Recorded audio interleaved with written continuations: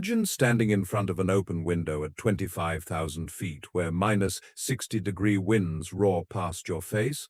Your hands fight frostbite through heated gloves, and spent brass shells blanket the floor as a squadron of German fighters attacks at 500 miles per hour. This was the terrifying reality for an American waist gunner in World War II. While fighter aces captured the headlines, the Allied victory in the skies was driven by the industrial hammer of American strategic bombing, which sent heavy four-engine B-17 Flying Fortresses and B-24 Liberators on grueling round-trip missions spanning 1,200 to 1,600 miles deep into enemy territory to dismantle the Third Reich's industrial machine.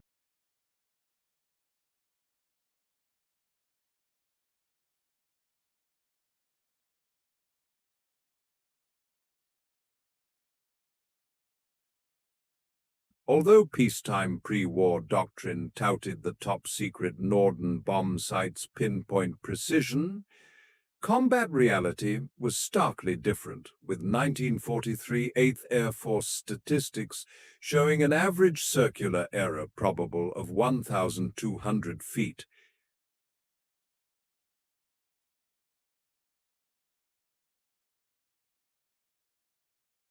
Meaning only 16% of ordnance fell within 1,000 feet of the target, forcing the U.S. to adopt pattern bombing, where hundreds of planes saturated entire industrial complexes to ensure destruction. Flying these unescorted deep penetration strikes led to legendary brutal battles like Operation Tidal Wave over Romania and the devastating October 1943 Schweinfurt raid known as Black Thursday.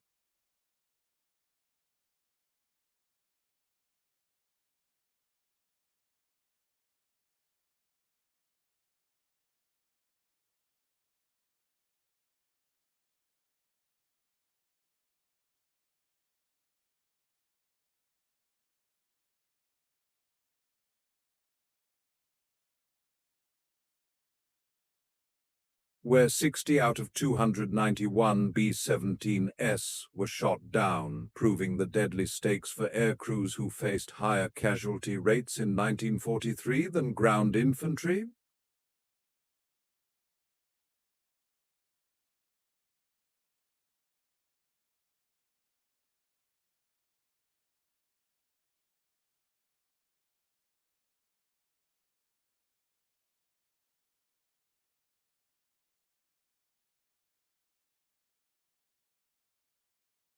Throughout these aerial sieges, the waist gunners stood as the vital shield of the 10-man crew, operating heavy, flexible .50 caliber Browning machine guns manually from the open sides of the fuselage to throw up dense walls of protective lead that disrupted enemy fighter passes.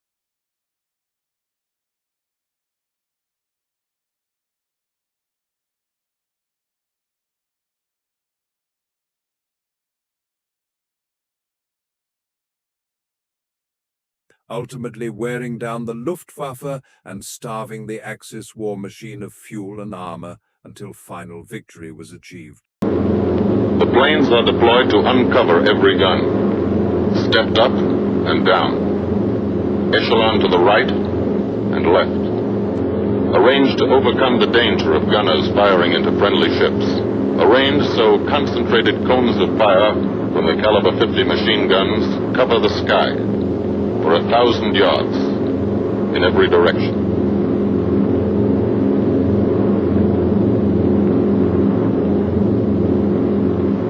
The friendly coast of England slips by below. It doesn't look like much now, but in a few hours when you come back, if you come back, this will be the most beautiful view in the world. Higher and higher, climbing to reach your best operational altitude, 25,000 feet, 5 miles straight up. So high you can't be seen from the ground with the naked eye. So high that after 1 minute without oxygen you lose consciousness. After 20 minutes, you're dead.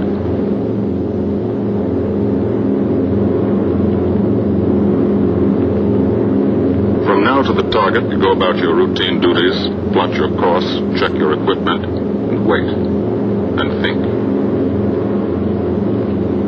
Higher and colder.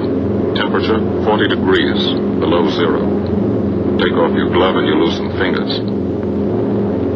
You look out at the strange world beyond. Reflections in plexiglass, like nothing you ever saw before, outside of a dream.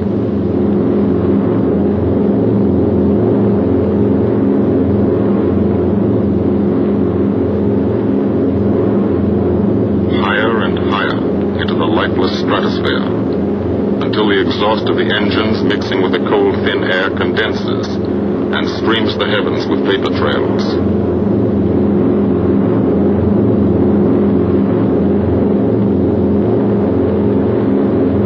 To the men in the ships, they're far from beautiful, for they point like beckoning fingers to the formation, signposts in the sky for the enemy to spot us.